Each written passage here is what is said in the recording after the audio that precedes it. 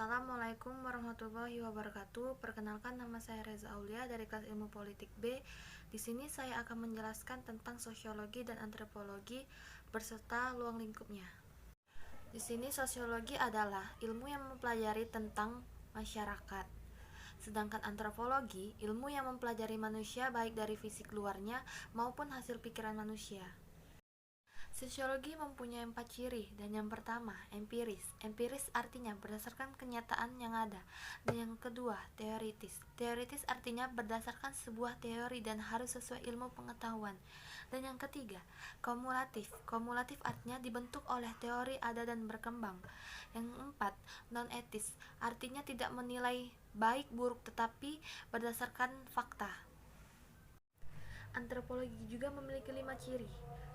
Yang pertama, harus bersifat empiris, dan yang kedua, memerlukan penelitian dalam waktu yang lama, dan yang ketiga, selalu berkaitan dengan sejarah, dan yang keempat, memiliki ruang lingkup yang luas, dan yang kelima, selalu mengalami perkembangan seiring berjalannya waktu. Antropologi mempunyai 4 fase, dan fase yang pertama pada abad 15 sampai 18 dimulai sejak kemunculan studi antropologi, yaitu abad ke-15 hingga ke abad 18. Dan fase yang kedua, pertengahan abad ke-19. Pada pertengahan abad ke-19, antropologi mempelajari manusia dan fase primitif. Dan fase yang ketiga, awal abad 20, antropologi mempelajari masyarakat dan kebudayaan suku bangsa di luar Eropa untuk kepentingan pemerintahan kolonial. Dan fase yang keempat, setelah tahun 1930, ditandai dengan terjadinya dua perubahan penting, yaitu makin menghilangnya bangsa-bangsa primitif dan timbulnya sikap-sikap antisipasi terhadap kolonialisme. Dan di sini juga ada yang namanya interaksi sosial. Interaksi sosial adalah hubungan timbal balik antara dua individu atau kelompok dan kelompok berkomunikasi dan saling mempengaruhi dalam pikiran maupun tindakan.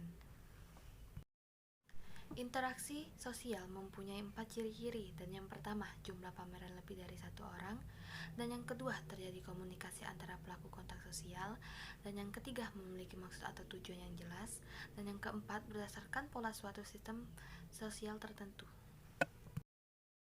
Interaksi sosial mempunyai 5 faktor, yaitu yang pertama, sugesti atau pengaruh.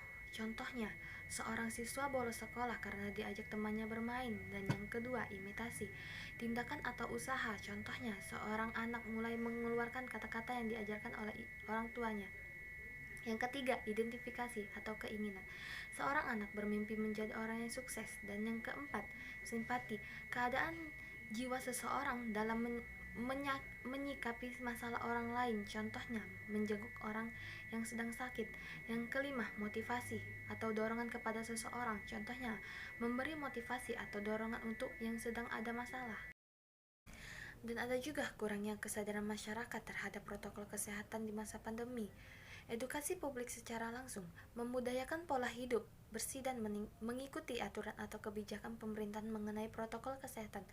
Peran serta keterlibatan masyarakat secara langsung juga dibutuhkan untuk mendukung sikap kehati-hatian masyarakat dalam bertindak kaya akan pengetahuan dan memiliki edukasi mengenai wabah COVID-19 sehingga virus COVID-19 dapat dengan cepat diatasi, ditanggung ulangkan secara diputus rantai penyebaran, kemudian juga membantu serta mempermudahkan kerja pemerintah atau sosialisasi secara langsung dengan cara keberadaan media sosial seperti memiliki potensi pemakaian yang sangat meningkat di masa pandemi ini. Sekian penjelasan dari saya ucapkan terima kasih. Wassalamualaikum warahmatullahi wabarakatuh.